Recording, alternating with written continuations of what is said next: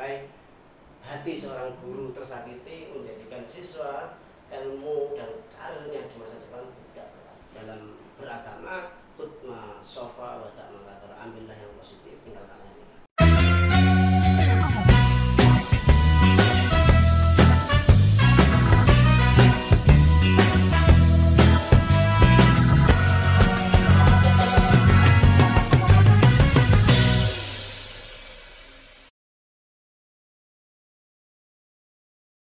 Assalamualaikum Tat. Waalaikumsalam warahmatullahi wabarakatuh. Gimana kabarnya? Alhamdulillah, Mbak Fadilah sehat selalu. Alhamdulillah. Bagaimana kesibukannya akhir-akhir ini? Ya alhamdulillah masih bisa beraktivitas dan terus untuk bisa memberikan manfaat pada yang lain. Waduh, mulia sekali ya memberi manfaat kepada orang lain ya. Iya gini Tat, ini kita siswa kita nih di SMK ada pemberitahuan terbaru bahwasanya kita di SMK Negeri 2 Madiun Lisan Tenggala Sari. Iya kemarin ada pemberitahuan bahwasanya kita tidak mengadakan liburan nih gitu. Jadi kita lagi free teman-teman. Jadi kita bikin konten yang wow banget sih hari ini. Kita bikin konten yang bermanfaat buat siswa kita gitu. Yang kekinian ya kira-kira. Iya kekinian sekali, harusnya kekinian sih Bang, karena kita wow banget sih gitu. Kita berbicara tentang adab nih Tat. Iya. Adab nih sesuatu mungkin yang kita tahu nih, kita hidup di zaman 2021 di mana siswa kita tuh kayak ke gurunya tuh kurang, adabnya kurang, masih suka membentak ke gurunya, ngelamak ke gurunya gitu. Kalau menurut Ustadz sendiri nih gimana nih? Ya di sekolah ini kan kita di materi yang sudah ada di sekolah ini adalah untuk sebagai bahan ikhtiar yang ada di tentang karakteristik atau karakter etika siswa yang ada di SMK Negeri 2 Mapa Tulisan ini memang secara umum dari sekolah sudah memberikan satu formula di setiap pagi jam 7 ada beberapa siswa yang ikut sholat duha, kemudian ada di kesempatan yang lain ada kegiatan yang khusus dalam 60 menit anak-anak diberi asupan materi terkait dengan etika dan karakter yang memang saat ini menjadi satu hal yang pertimbangan ataupun kajian-kajian dimanapun bahwa kenakalan remaja ini sudah mulai ada di mana-mana. Akan tetapi kita sebagai seorang pendidik tentu hal itu bukan menjadi satu hambatan, tapi itu adalah sebagai bahan ikhtiar kita untuk bagaimana kita terus berinovasi sebagai guru. Gitu ya. Jadi perannya guru itu juga besar sekali ya terhadap adab siswa gitu. Ya kalau kita lihat dari segi guru itu adalah sosok yang memberikan ataupun yang menyampaikan atau yang mengajak siswa untuk selalu berbuat baik, memiliki etika yang mulia kepada guru, memiliki etika yang mulia kepada orang tua, bagaimana bisa bersosial terhadap teman, adab yang sekarang milenial itu senang bermedsos, kita memberikan materi-materi yang kaitannya dengan etika bermedsos. Sekarang yang sudah banyak teman-teman yang sudah banyak yang mempunyai konten-konten ini kita arahkan untuk konten yang baik. Oh gitu ya. Bahasan kita tentang konten nih. Menurut Ustadz sendiri, gimana sih konten yang baik buat siswa-siswa kita gitu? Di konten ini kan sesuatu yang di publik untuk semua orang. Nah, konten yang baik adalah konten yang bisa memberikan manfaat pada orang lain. Kemudian konten ini berisi bobot isinya adalah mengarahkan orang untuk mendapatkan ridho Allah Subhanahu wa taala. Gitu ya. Secara garis besarnya seperti itu. Secara garis besarnya seperti itu. Nah, terkait dengan adab atau karakter anak, ini kan seorang guru ini kan memiliki kewajiban, kemudian seorang siswa juga memiliki hak. Kewajiban guru yang disampaikan tadi bahwa guru itu membimbing, kemudian mengarahkan siswa ke jalan yang baik. Hak dari siswa sendiri adalah bagaimana siswa ini bisa terima kasihnya kepada guru itu bagaimana. Kemudian bagaimana siswa bisa memberikan kebahagiaan dengan dasar tidak menyakiti hati gurunya. Nah ini menjadi kata kunci untuk mendapatkan ilmu yang manfaat dan berkah. Oh gitu. Kita gini nih, kita di zaman yang 2021 ini hal itu sulit banget dihindari, mungkin karena kita pergaulan kita Tat ya. Pergaulan siswa-siswa kita, pergaulan orang-orang yang hidup di zaman sekarang, generasi milenial itu mungkin udah terlalu tercemar sekali sehingga kan mereka ngomongnya ke guru ini, ih Pak, Bu gitu. Kayak mereka tahu itu gurunya gitu. Ketika kita di sekolahan, guru berperan sebagai orang tua bagi siswa kita, tapi siswa masih sering ngelakuin itu seperti teman, nggak ada batasan. Kita setara gitu, kita equal gitu. Menurut Ustadz gimana nih? Ya di zaman Rasul lebih parah dari sekarang. Rasul tidak hanya dicaci, tidak hanya dimaki, tapi difitnah dengan segala hal yang lebih kejam daripada hari ini. Dan kita nggak bisa membandingkan itu zaman dulu dan zaman sekarang. Artinya fenomena sebagai seorang guru dengan kondisi murid yang seperti itu sudah diajarkan oleh sejarah ya, bahwa Rasulullah sendiri sebagai seorang mu'alim, Rasulullah sebagai seorang mudarris, sebagai seorang pemimpin, ketika beliau di Makkah selama 13 tahun di Makkah dengan kondisi yang seperti itu, ya, dengan kondisi orang-orang Quraisy memperlakukan Rasulullah SAW, nah tentu itu sebagai cerminan untuk di tahun sekarang bahwa apa yang dilakukan murid terhadap gurunya itu tidak sebanding dengan perjuangan yang dilakukan Rasulullah SAW. Dan tentu koridor-koridor seperti ini murid tetap diberi edukasi, tetap diberi asupan gizi materi yang terkait dengan karakter siswa yang memiliki beberapa kewajibannya, menghormati gurunya, kemudian bertata krama dalam mengucapkan ucapannya, ketika bertemu dengan gurunya mengaturkan salam, kemudian ketika di kelas bagaimana memposisikan diri sebagai siswa untuk tidak ramai di kelas, mendengarkan apa yang disampaikan oleh Bapak Ibu guru. Nah itu adalah bagian dari embrio agar ilmu yang diperoleh oleh siswa menjadi ilmu yang manfaat. Nah jangan sampai hati seorang guru tersakiti menjadikan siswa ilmu dan karirnya di masa depan tidak berarti. Seperti itu. Gitu ya. Etika kita sebagai siswa terhadap guru itu harus seperti apa nih, Tat? Orang tua kan ada 3. Orang tua itu ada 3. Saya sudah punya 3-tiganya. Satu adalah orang tua secara biologis, ayah dan ibu saya. Yang kedua adalah orang tua yang memberikan nutrisi keilmuan, itu bapak dan ibu guru. Yang ketiga adalah orang tua di musyawarah. Jadi saya menikahi istri saya punya orang tua mertua. Ini saya sudah punya 3 lah untuk. Ada 3 nih, Iya, ada 3. Ya. Ini kalau saya, Mbak. Iya. Kalau Mbak Fadila?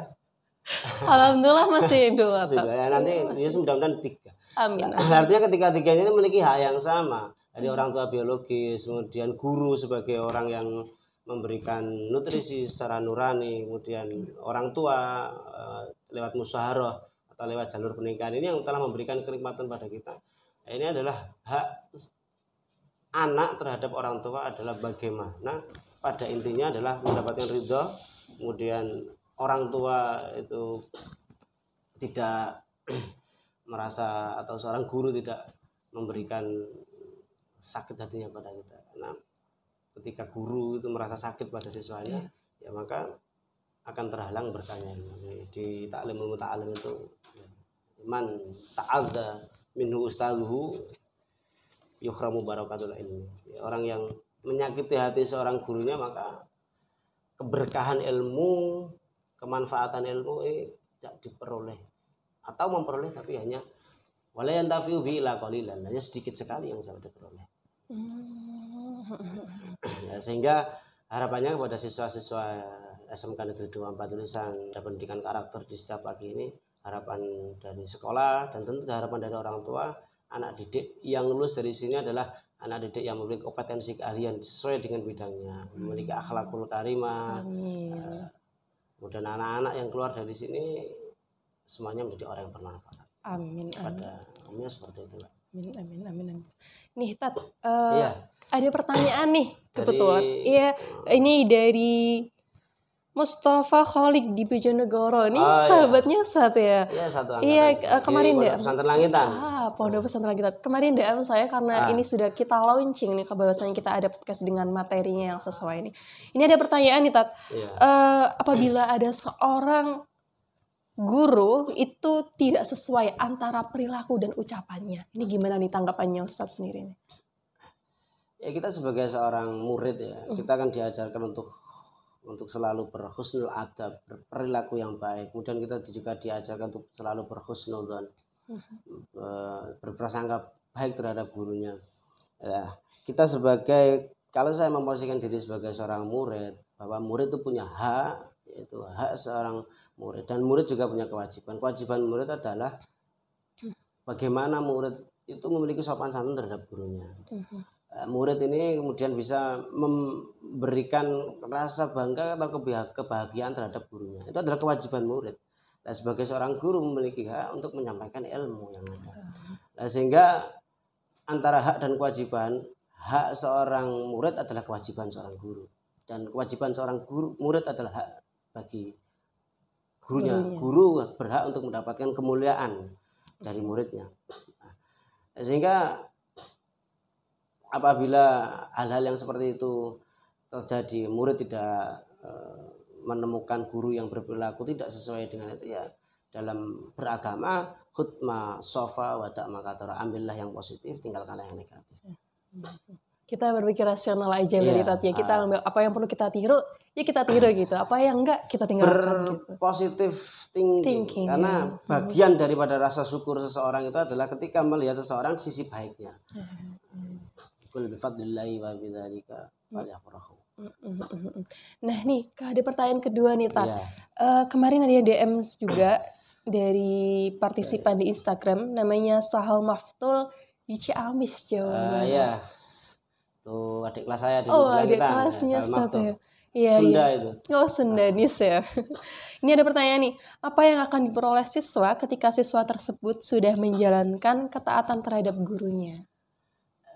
Hanya kita memberikan logika bahwa ketika siswa itu tidak bertaat pada gurunya, maka yuhramu barakatul ilmi. Siswa yang tidak atau menyakiti hati gurunya akan terhalang keberkahan ilmu. Pun sebaliknya, ya. Jadi siswa ketika sudah sesuai dengan koridor keislaman sebagai seorang siswa, ya, ada satu cerita bahwa ya, di kitab Ta'limul Muta'allim itu seseorang itu mendapatkan kemuliaan dari seorang pemimpin. Dalam komentarnya beliau mengatakan bahwa ini semua saya dapat adalah karena saya berkhidmah atau bertaat kepada guru saya. Nah, ini yang tentu di lembaga pendidikan ini harus ada 3 hal yang ketiga-tiganya ini harus saling bersinergi, Mbak. Ada 3 hal. Jadi di Ta'limul Muta'allim itu ada satu kisah ya bahwa Khalifah Harun Ar-Rasyid itu ya, Mbak, yang kita kenal humornya dengan Abu Nawas itu ya. Ini Harun Ar-Rasyid itu suatu ketika memondokkan putranya ke Imam Asmu'i. Saya titip anak saya untuk dididik agama, untuk dididik perilaku. Nah, suatu ketika Imam Asmu'i ini wudhu, ya, anaknya Raja Harun Ar-Rasyid ini adalah yang membawa mengucurkan air untuk wudhu gurunya. Kemudian Harun Ar-Rasyid suatu ketika mengetahui hal tersebut. Kemudian dalam Ta'limul Muta'allim diceritakan fata'aba, kemudian mengomentari, hai Imam Asmu'i, anak saya di sini saya pondokkan untuk belajar ilmu, yang kedua adalah belajar adab. Saya melihat anak saya mengucurkan air untuk dipakai Anda untuk berwudu. Kenapa tidak sekalian tangan kanannya adalah untuk mengucurkan air, tangan kirinya adalah untuk mewudukan. Jadi apa yang dilakukan oleh anak didukung oleh ayahnya. Nah, di sekolah ini ada 3 elemen ini, ketika ketiga-tiganya saling mendukung antara orang tua, wali, ketika ada kegiatan yang sifatnya melibatkan murid terus mendukung. Sebagaimana Harun Ar-Rasyid itu mendukung apa yang dilakukan oleh gurunya terhadap putra mahkotanya, kemudian ada guru yang mendidik yang baik, dan siswa yang nurut pada guru. 3 elemen ini jika ketiga-tiganya ini berhasil, antara sinergitas murid, sinergitas guru, dan sinergitas orang tua ini berjalan dengan sesuai dengan koridor yang ada, ini siswa akan menjadi siswa yang memiliki ilmu dan kompetensi serta akhlakul karimah. Jadi itu 3 elemen penting. 3 elemen penting adalah untuk mewujudkan gimana sih kita sebagai siswa ini bisa memiliki adab yang baik. Lah yang pertanyaan dari teman Sahal Maaf tadi ya, bahwa apa yang kita dapat dari takzim kita kepada guru tentu adalah keberkahan hidup. Keberkahan hidup ini adalah al barokah. Jadi berkah itu adalah khairun, kebaikan yang selalu bertambah. Kebaikan selalu bertambah. Jadi di satu riwayat ini Mbak ya, jadi ada seorang ulama, Imam Al-Khulwani, itu suatu ketika dia pindah dari satu tempat ke tempat yang lain. Nah, murid-muridnya ini mengunjungi. Ada satu murid yang tidak mengunjungi, Syekh Ibrahim. Ditanya, Syekh Ibrahim, kenapa kamu tidak menjenguk saya? Kenapa kamu gak menjenguk saya? Kata gurunya. Kata Syekh Ibrahim, saya tidak menjenguk jenengan karena masgulun bil khidmati walidik. Saya tidak menjenguk Anda karena saya sibuk merawat ibu saya. Ini konteksnya adalah merawat orang tua, tapi tidak ikut mengunjungi gurunya. Kemudian kata Imam Khalwani, turzakul umroh wala turzakul at-tarsa. Kamu akan diberikan rezeki umur, tapi kamu tidak diberikan rezeki mengajar. Sehingga Imam Syekh Abu Bakar ini hidup di sebuah desa yang terpencil, untuk mengajarkan ilmunya kesulitan. Ini kata kuncinya adalah karena gurunya dikecewakan itu tadi. Yang santri lain itu menjenguk, dia enggak menjenguk dengan dalih masgulun bil khidmati walidi. Jadi saya itu sibuk merawat ibu saya. Ini konteksnya merawat ibu ya. Apalagi hanya sekedar WhatsAppan dengan orang yang enggak jelas, kira-kira seperti itu. Sibuk enggak sekolah alasan ya. Alasan karena ini sibuk untuk berkhidmah pada orang tuanya.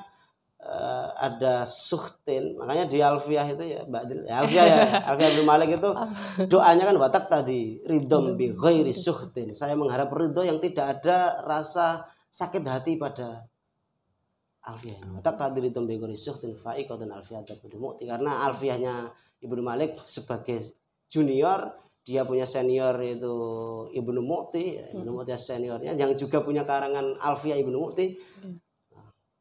Bagaimanapun juga Alfiyahnya Ibnu Malik itu lebih indah dibanding Ibnu Mu'ti. Tapi bagaimanapun seorang yang senior itu harus mendapatkan penghormatan dari yang junior. Watak tadi ditamping risukin wawa bisabkin haizan tafdhila, bahwa Ibnu Mu'ti adalah senior saya, maka dia berhak mendapatkan, atau dia adalah guru saya, senior saya mendapatkan keutamaan.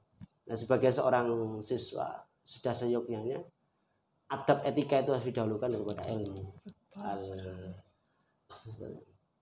Al-adab fawqal ilm, bahwa tata krama itu di atasnya ilmu. Tata krama di atasnya. Tata krama di atasnya. Tata kuncinya di sini. Ta'alim muta'alim ya. Ya, ini karya Imam Az-Zarnuzi. Ta'lim muta'alim thariqatu ta'allum, dan disarai oleh Imam Ibrahim bin Ismail. Betul nih. Gini, Tat. Kalau ada doa-doa nggak buat siswa-siswa kita yang mungkin adabnya nih di bawah rata standar gitu. Ada nggak doa-doa yang semoga siswa kita ini seperti apa gitu dari Ustaz sendiri? Setiap pagi hari anak sebelum masuk ke kelas ini yang pembelajaran karakter ini, kita yang pertama adalah kita doa secara bersama-sama. Yang kedua adalah doa untuk diri kita. Yang pertama adalah mendoakan orang tua. Yang kedua adalah mendoakan diri kita. Allahumma ghfirli dzunubi, ya Allah ampunilah dosa saya, wali walidayya, dan dosa kedua orang tua saya. Karena ini adalah kunci berkah adalah tetap benar orang tua. Kemudian sebelum masuk ke kelas anak-anak, kita biasakan secara bersama-sama untuk berdoa. Allahumma akhrijna min dzulumatil wahmi wa akrimna bi nuril fahmi wa aftah alaina bi ma'rifatil ilmi wa sahhil lana abwaaba fadlika ya arhamar rahimin. Nah, itu sebagai upaya agar hati siswa itu terbuka. Ilmu nurun, ilmu itu kan sebuah cahaya. Tempatnya ilmu adalah dalam hati. Ketika dibuka dengan doa, harapannya adalah bahwa apa yang telah disampaikan Bapak Ibu guru bisa sampai pada kalbu, pada hati. Ada doa ya, termasuk Allah maghfir dzunubi, mendoakan orang tua, itu adalah bagian daripada cara siswa menjadi siswa yang bermanfaat, adalah mendoakan orang tua, kemudian mendoakan Allahumma la takhzilna ajra, dan seterusnya dari Allahumma akhrijna min dzulumatil wahmi wa akrimna binul fahmi. Di sebelum pembelajaran kita biasakan Asmaul Husna sebagai kunci menuju surga, kira-kira seperti itu. Amin. Ini bentuk karakter banget ya buat siswa kita ya, Tat ya. Setiap pagi kita baca Asmaul Husna. Di manajemen sekolah mengupayakan seperti itu dengan harapan anak keluar dari SMK Negeri 2 Mabatul Lisani adalah siswa yang berkompetensi di bidang keahliannya masing-masing. Multimedia ya ahli di bidang multimedia, yang di agro pengolahan hasil pertanian menjadi bisa sesuai dengan kompetensinya, didasari dengan akhlakul karimah. Di setiap pagi anak-anak secara intern 60 menit diajarkan etika. Gitu ya. Wah, keren sekali nih pemirsa. Ini beneran ilmu yang bermanfaat banget. Ya, mudah-mudahan berkah dari kita semua. Amin, amin. Saya sebenarnya kayak ngerasa di depannya Gus Baha nih. Pakaian Anda, outfit Anda hari ini berbeda sekali dengan hari biasanya. Di antara saya alumni Langitan. Wah, alumni Langitan, dan kemarin pas waktu di suatu saat Gus Baha juga pernah rawuh ke Langitan. Jadi sempat ketemu Tat langsung. Belum pernah. Belum pernah ya. Nah, beliaunya ada orang-orang tertentu yang boleh ditemui ya. Kira-kira seperti itu ya. Hanya orang-orang khusus yang bisa ketemu. Di antara orang-orang yang kita idolakan, Mbak Ifake adalah guru saya, Gus Baha adalah guru di YouTube saya, kan kira-kira seperti itu. Sangat ilmunya kan di situ. Ya, mudah-mudahan beliau-beliau ini mendapat kesehatan, diberi kelancaran dalam berdakwah. Mudah-mudahan kita semuanya memberikan ilmu dari pendahulu-pendahulu kita. Iya. Terima kasih Tat, ilmunya benar-benar bermanfaat teman-teman. Semoga ini bermanfaat, berfaedah buat adik-adik kita, buat siswa-siswa kita yang ada di SMK Negeri 2 Tegalasari tentunya. Semoga ini bisa menjadi contoh tauladan yang baik buat kedepannya gitu. Yes, terima kasih. Mudah-mudahan seperti itu. Iya. Harapan kita. Amin. Terima kasih Tat ya sekali lagi. Ya, kita akhiri ya. Assalamualaikum warahmatullahi wabarakatuh. Waalaikumsalam.